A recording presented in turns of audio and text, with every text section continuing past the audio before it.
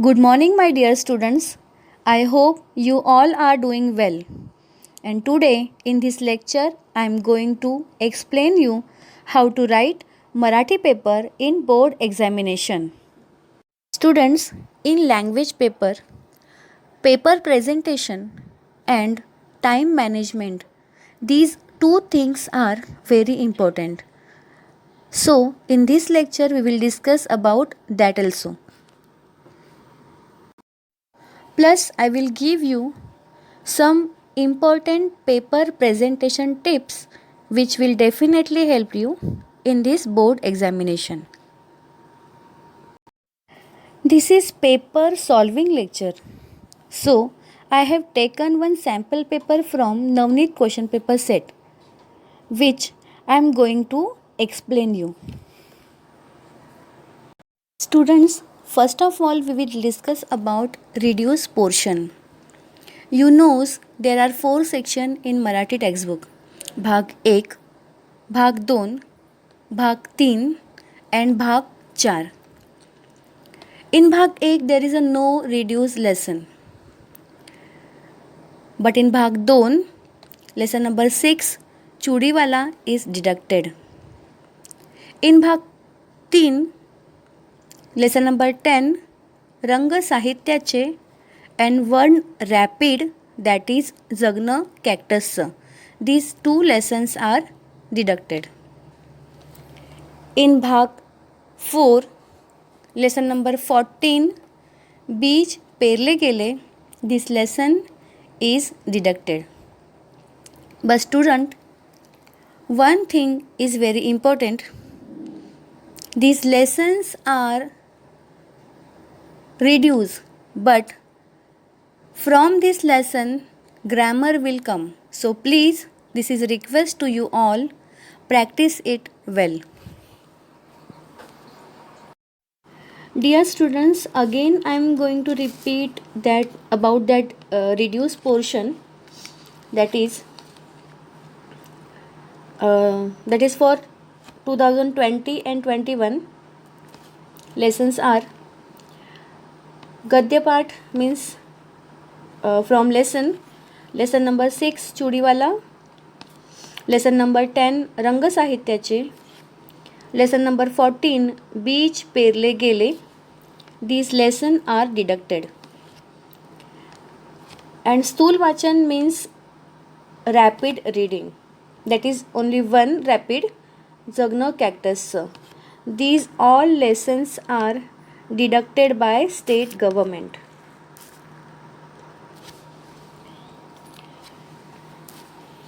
But they given one more instruction, that is वगळण्यात आलेल्या वरील पाठांना जोडून असलेले व्याकरणाचे कोणतेही घटक मीन्स ग्रॅमर सेक्शन, व्याकरणाची उजळणी व नवीन व्याकरण तसेच इतर भाषिक कृती, उपयोजित लेखन इत्यादी वगळण्यात आलेले नाहीत. Means grammar section is not reduced from this lesson. That's why I told you it is compulsory to practice all the grammar from these lesson.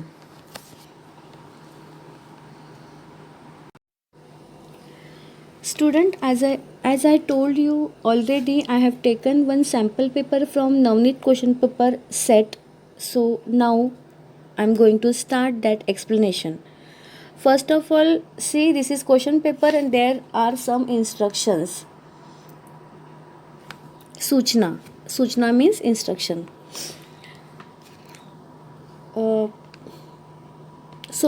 First of all we will discuss about that only.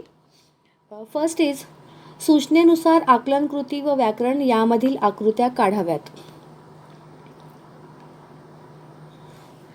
विद्यार्थी मित्रांनो, तुम्हाला माहीतच आहे की प्रत्येक प्रश्नामध्ये आपल्याला काही आकृत्या मीन्स डायग्राम काढायच्या असतात. जशा आकृत्या तुम्हाला क्वेश्चन पेपरमध्ये दिलेल्या असतील तशाच आपल्याला काढायच्या आहेत. त्यांचा आकार कोणत्याही प्रकारे बदलायचा नाही. आकृत्या पेननेच काढाव्यात. दुसरी सूचना आहे सेकंड इन्स्ट्रक्शन इज जे पण आपण आकृत्या काढणार आहोत, डायग्राम्स काढणार आहोत, ते आपल्याला पेनने काढायचे आहेत. तिसरी सूचना आहे, उपयोजित लेखनातील कृतींसाठी सूचना किंवा निवेदन आकृतीची आवश्यकता नाही. तसेच या कृती लिहून घेऊ नयेत. मीन्स प्रश्नपत्रिकेमध्ये ज्या आकृत्या दिलेल्या असतील किंवा सूचना दिलेल्या असतील ते आपल्याला पुन्हा लिहायच्या नाहीत. Means question are not suppose to write. You will write only answers. Fourth, स्वच्छता, नीटनेटकेपणा आणि लेखन नियमानुसार लेखन याकडे जाणीवपूर्वक लक्ष द्यावे. Paper should be neat, clean and grammatical mistakes should not be there. विभाग 5, उपयोजित लेखन. प्रश्न क्रमांक 2, सारांश लेखन या घटकासाठी गद्य विभागातील प्रश्न क्रमांक 1 अपठित उतारा वाचून त्या उताऱ्याचा सारांश लिहावा. सारांश मीन्स समरी. विभाग 5 मीन्स राइटिंग स्किल के सेक्शन में आपको समरी राइटिंग लिखना रहता है, end for that you will use that unseen passage which is they will give you in question number 1E. प्रश्न क्रमांक 1E मध्ये जो अपठित उतारा आहे त्याचाच उपयोग आपल्याला प्रश्न क्रमांक 5 मध्ये सारांश लेखनासाठी करायचा आहे. तर या साध्या साध्या सूचना आहेत. या सूचनांचा आपल्याला काटेकोरपणे पालन करायचे आहे. छोटे छोटे इंस्ट्रक्शंस है ये, लेकिन पेपर लिखते वक्त हम लोग को इन सभी का ध्यान रखना है.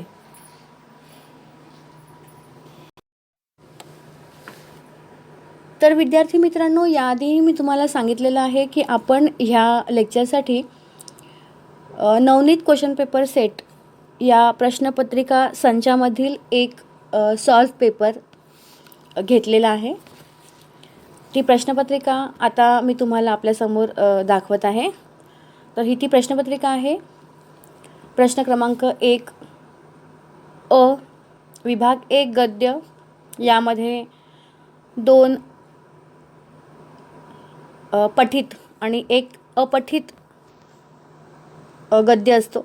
विभाग 1 मध्ये प्रश्न क्रमांक 1 पहिला जो परिच्छेद असतो तो पठित असतो. प्रश्न क्रमांक 2 हा देखील एक पठित गद्य असतो. प्रश्न क्रमांक 1 यामध्ये तुम्हाला 4 गुणांसाठी एक अपठित उतारा दिलेला असतो. विभाग 2 आहे पद्य विभाग. त्यामध्ये प्रश्न क्रमांक 2 यामध्ये तुम्हाला 8 गुणांसाठी एक पठित कविता दिलेली असते आणि त्यानुसार प्रश्न विचारलेले असतात. प्रश्न क्रमांक 2 यामध्ये आपल्याला कवितेवर आधारित काही कृतींची उत्तरे लिहायची असतात आणि यासाठीही तुम्हाला 8 गुण दिलेले आहेत. विभाग 3 स्थूल वाचनाचा असतो. हा 6 गुणांसाठी येतो आणि यामध्ये तुम्हाला 3 पैकी कोणत्याही 2 कृती सोडवायच्या असतात. विभाग 4 हा आहे भाषाभ्यासासाठी. विभाग 4 व्याकरण आणि भाषाभ्यास या विभागासाठी आपल्याला एकूण 16 गुण दिलेले आहेत. विभाग 5 उपयोजित लेखन. यामध्ये प्रश्न क्रमांक 5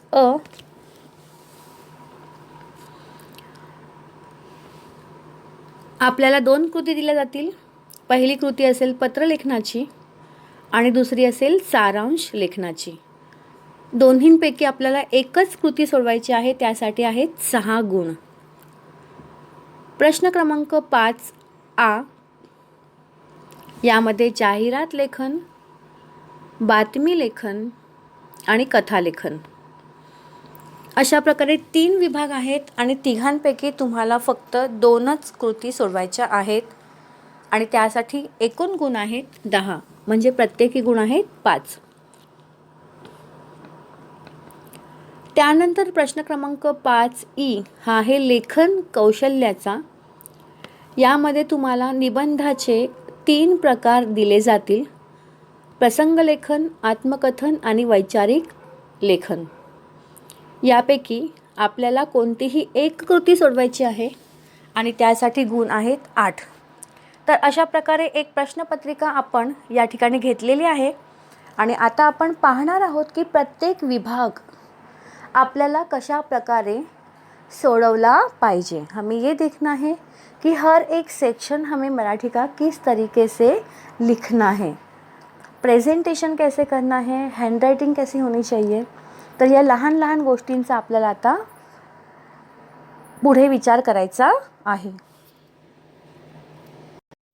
विद्यार्थी मित्रांनो, आता आपण प्रश्नपत्रिका पाहिली आणि आता आपण पाहणार आहोत की त्या प्रश्नपत्रिकेतील प्रत्येक विभागाची उत्तरे आपल्याला कशा प्रकारे लिहायची आहेत. आपण एक एक विभागाचा या ठिकाणी अभ्यास करणार आहोत. कशा प्रकारे गुण दिले जातात, उत्तरे कशी लिहायची असतात, आकृत्या कशा काढायच्या असतात, या सगळ्या बाबींचा विचार आपण आता या ठिकाणी करणार आहोत. सर्वप्रथम आपण अभ्यास करणार आहोत प्रश्न क्रमांक 1A या विभागाचा. या ठिकाणी यामध्ये 3 उपविभाग आहेत: 1, 2 आणि 3. प्रश्न क्रमांक 1A मध्ये उपविभाग क्रमांक 1 आणि 2 ह्या आकलन कृती असतात. यामध्ये 2-2 गुणाच्या आपल्याला 2 कृती विचारल्या जातील. 2-2 मार्क्स के आपको 2 एक्टिविटी पूछे जाएंगे. सर्वप्रथम आपल्याला लक्षात ठेवायचं आहे की ज्या आकृत्या आपल्याला जशा आकारामध्ये दिल्या जातील त्याच आकारामध्ये आपल्याला लिहायच्या आहेत. प्रश्न क्रमांक आपल्याला व्यवस्थित टाकायचा आहे. या ठिकाणी आपल्याला मुख्य प्रश्नाचा क्रमांक लिहायचा आहे. त्यानंतर तिसरा प्रश्न जो असतो तो असतो स्वमत.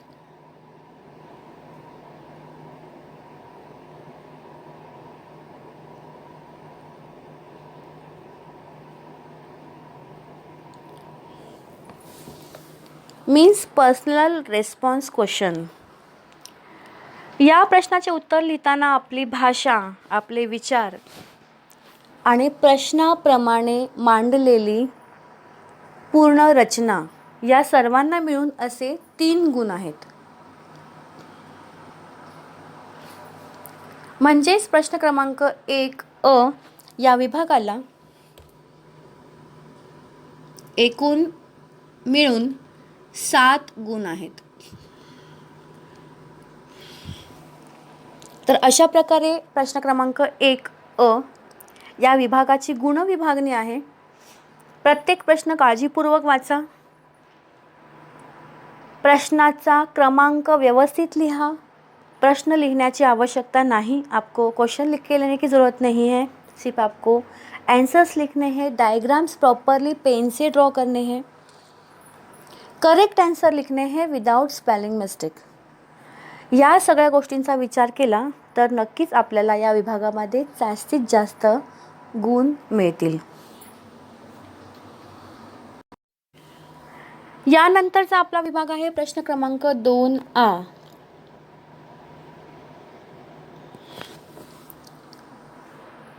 प्रत्येक प्रश्नाचा क्रमांक हा व्यवस्थित लिहिणं अपेक्षित आहे.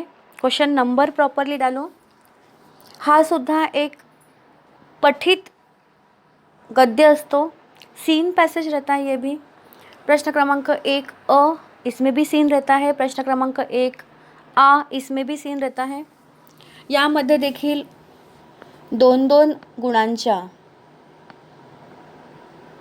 2 कृती असतात. इसमें भी 2-2 मार्क्स के 2 एक्टिविटीज़ रहते हैं. सेम रूल है. डायग्राम्स आपको प्रॉपरली ड्रॉ करने हैं। थर्ड क्वेश्चन होता है पर्सनल रेस्पॉन्स क्वेश्चन। इसके लिए आपको 3 मार्क्स है। पर्सनल रेस्पॉन्स म्हणजे स्वमत अभिव्यक्तीच्या प्रश्नासाठी तुम्हाला पुन्हा एकदा व्यवस्थित भाषा, मांडणी या गोष्टींकडे लक्ष दिलं पाहिजे। यामध्येही जर आपण चांगली प्रॅक्टिस केली, सराव केला तर नक्कीच या विभागामध्येही आपल्याला चांगली आणि जास्तीत जास्त गुण मिळू शकतात।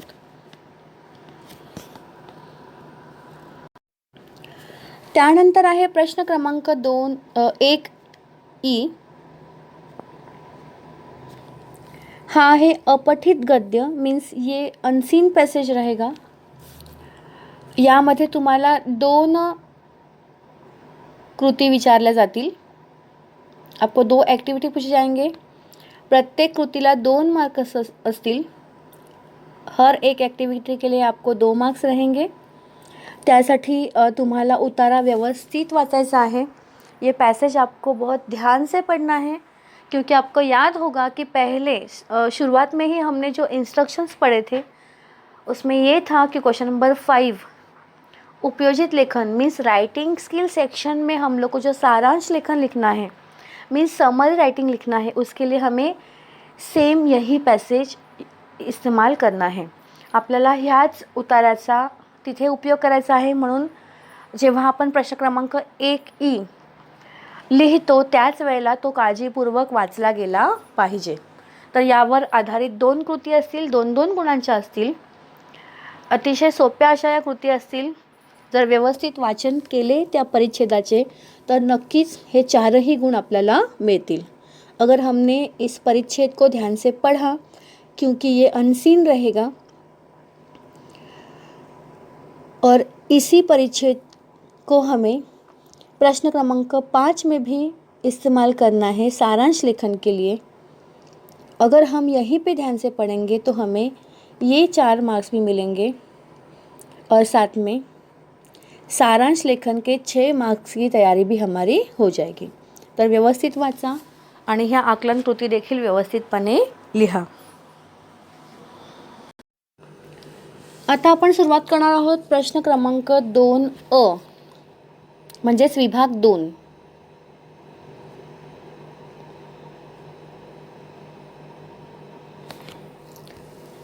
हा जो विभाग आहे तो आहे पद्य विभाग मीन्स पोएट्री सेक्शन। या विभागाला एकूण 16 गुण आहेत। इस सेक्शन को 16 मार्क्स है। त्यामध्ये प्रश्न क्रमांक 2अ ह्याला एकूण 8 मार्क्स आहेत, 8 गुण आहेत। प्रश्न क्रमांक 2अ मध्ये तुम्हाला 4 कृती विचारल्या जातील। 1, 2, 3 आणि 4।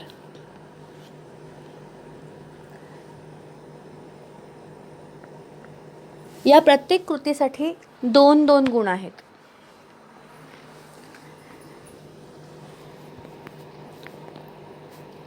प्रश्न क्रमांक 2अ पहिल्या कृतीसाठी आपल्याला 2 गुण आहेत। दुसऱ्या कृतीसाठीही आपल्याला 2 गुण आहेत।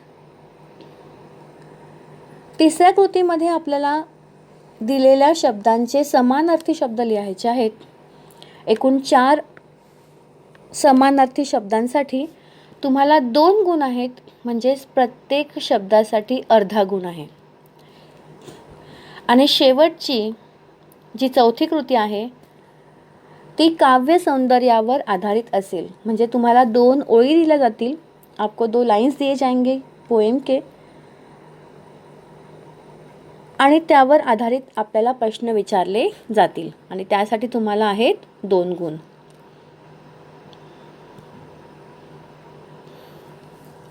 तर अशा प्रकारे आपल्याला हा विभाग देखील व्यवस्थितपणे सोडवायचा आहे। प्रत्येक ठिकाणी आकृत्या ह्या पेननेच काढायच्या।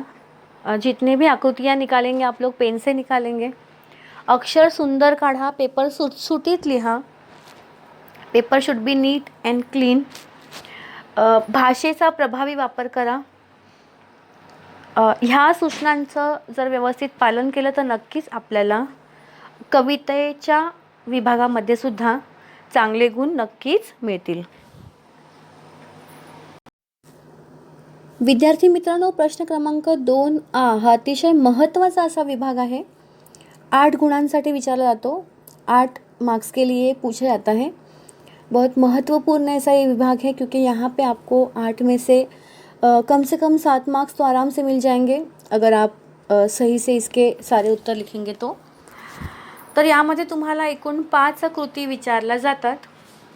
यामध्ये तुम्हाला 2 कविता दिल्या जातील आणि दोघांपैकी कोणत्याही एका कवितेवर आधारित 5 कृति तुम्हाला सोडवायच्या आहेत. 2 कविताएं आपको दी जाएंगी और दोनों में से आपको एक कविता के ऊपर 5 कृति यहाँ पे लिखनी है.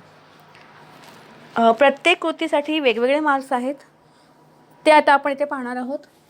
पहिली कृती अतिशय सोपी आहे, ती म्हणजे कवितेचे नाव आपल्याला लिहायचे आहे.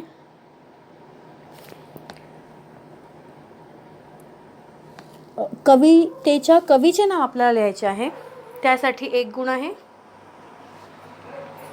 दुसरी आहे कृती, त्या कवितेचा विषय काय, त्यासाठी आपल्याला 1 गुण आहे.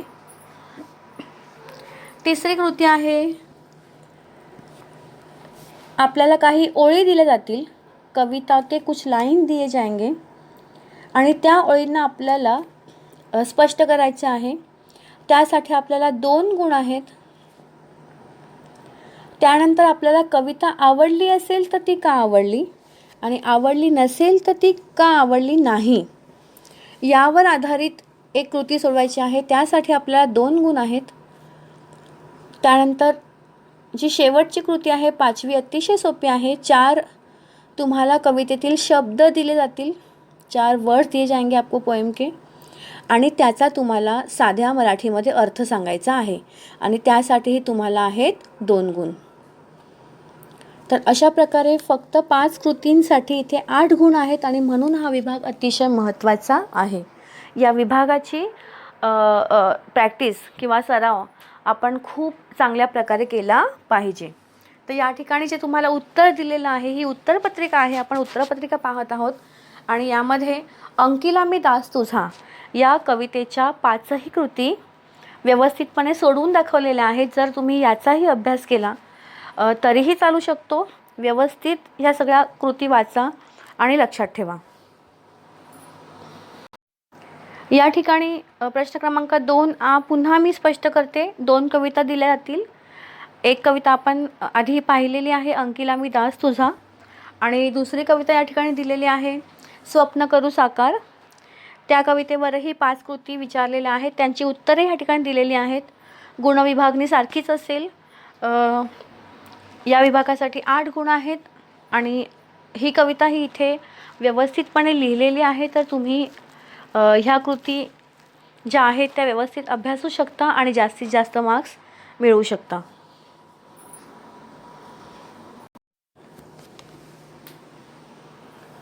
विद्यार्थी मित्रांनो, आता आपण पाहणार आहोत प्रश्न क्रमांक 3.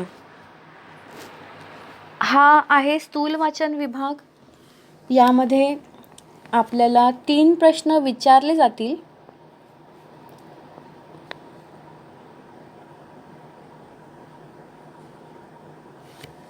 त्यापैकी आपल्याला कोणत्याही 2 प्रश्नांची उत्तरे लिखने अपेक्षित आहे. 3 प्रश्न आपसे पूछे जाएंगे लेकिन आपको लिखने हैं उसमें से कोई भी 2 प्रश्न के उत्तर.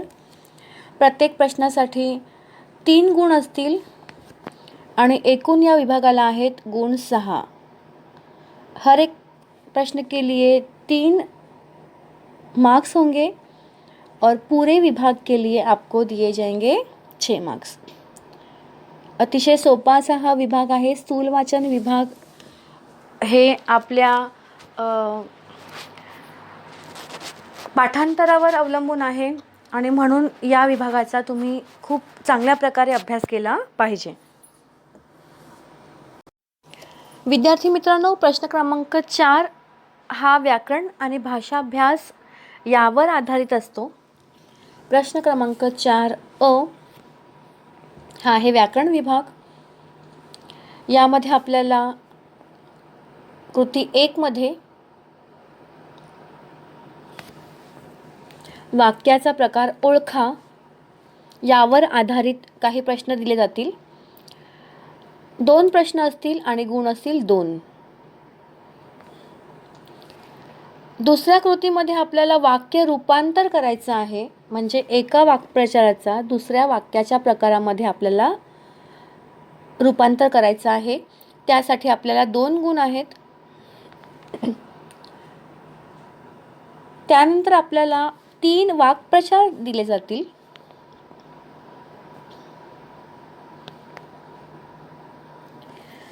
पैकी आपल्याला 2 वाक्प्रचारांचा अर्थही सांगायचा आहे आणि त्याचा वाक्यात उपयोग करायचा आहे.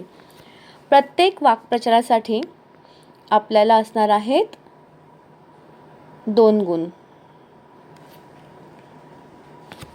अशा प्रकारे प्रश्न क्रमांक 4 या विभागासाठी एकूण 8 गुण आहेत.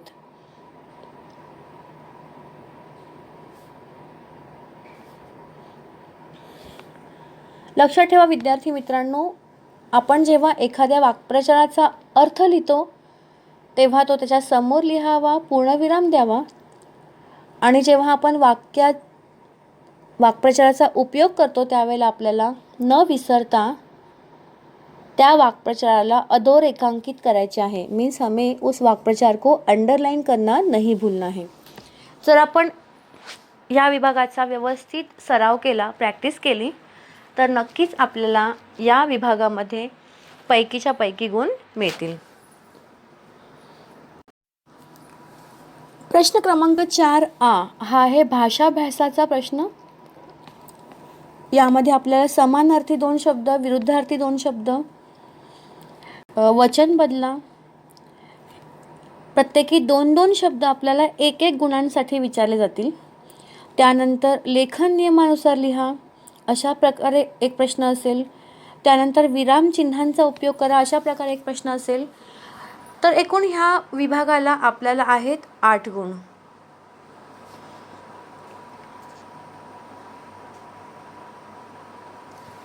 हा विभाग देखील अतिशय सोपा आहे.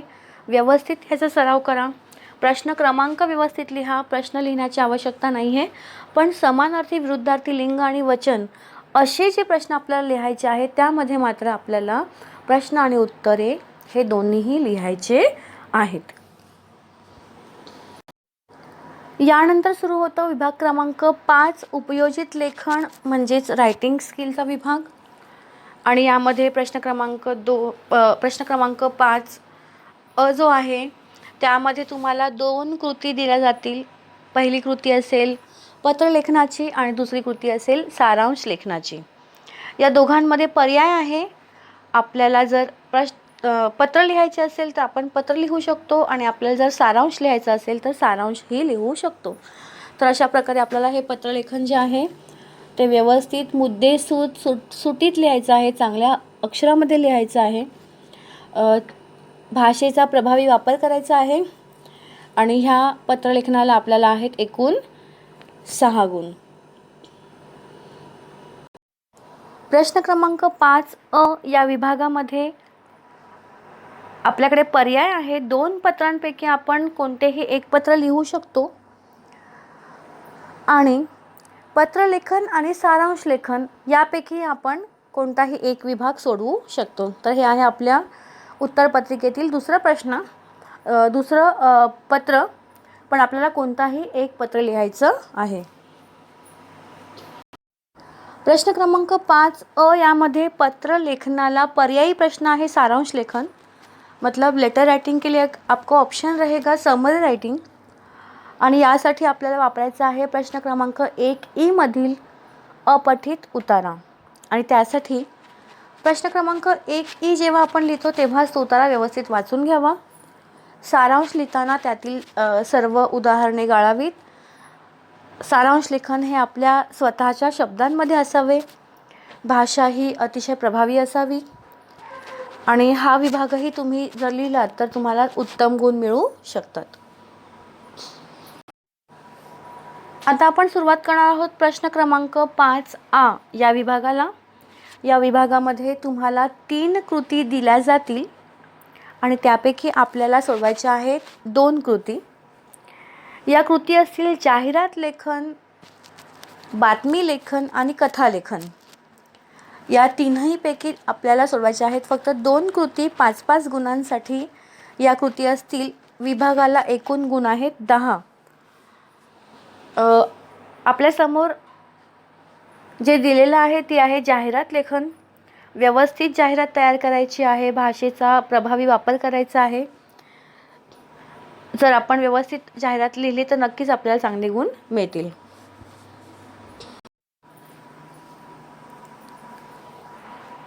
प्रश्न क्रमांक 2 यामधील दुसरी कृती जी आहे ती आहे बातमी लेखनाची. व्यवस्थितपणे विद्यार्थ्यांनी प्रश्न वाचावा. यामध्ये शीर्षक लिहिणं अतिशय आवश्यक आहे आणि बातमीला अनुसरून 2 ते 3 परिच्छेद लिहिणे अपेक्षित आहे. बातमी लेखन हे व्यवस्थित क्रमाने असावं. या ठिकाणी स्वतःचे विचार वगैरे मांडण्याची काही आवश्यकता नाही आहे आणि व्यवस्थित हा प्रश्न सोडवण्यात यावा.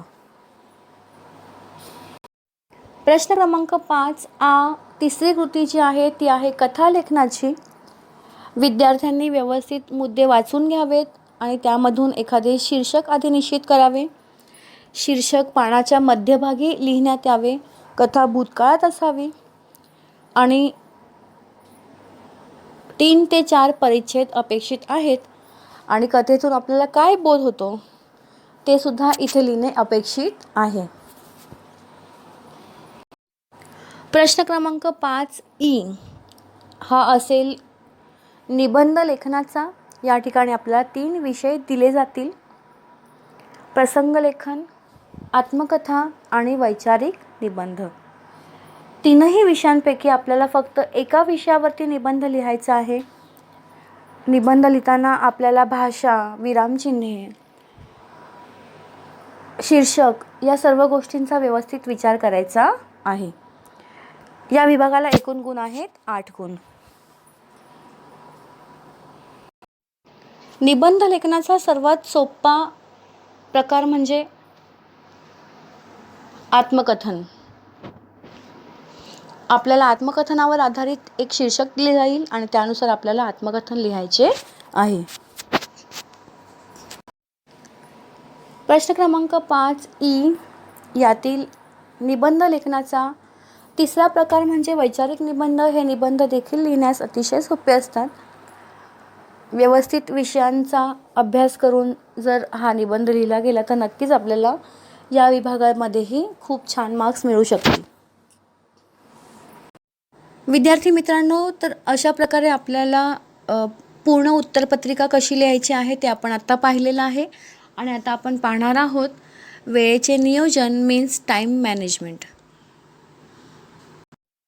तर विद्यार्थी मित्रांनो, आता आपण पाहणार आहोत प्रत्येक विभागासाठी आपण किती वेळ दिला पाहिजे, म्हणजेच वेळेचे नियोजन मीन्स टाईम मॅनेजमेंट.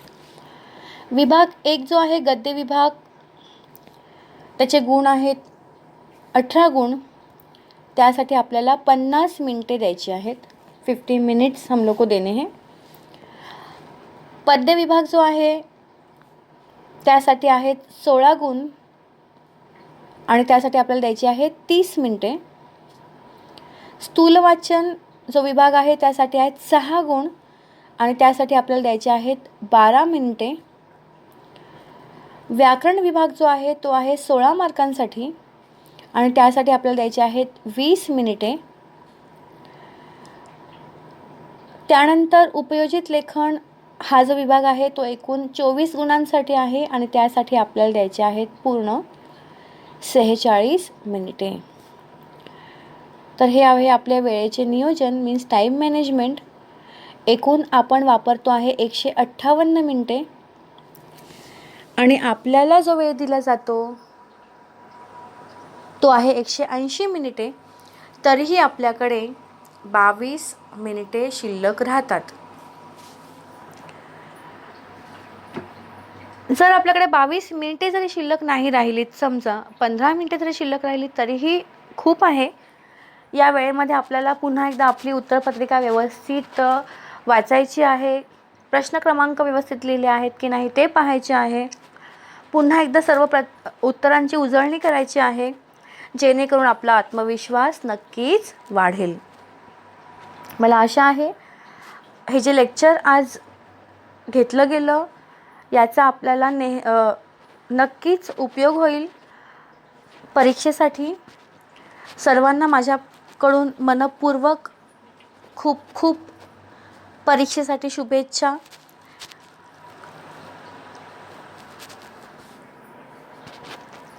जीवनात पुढे असेच यशस्वी होत राहा.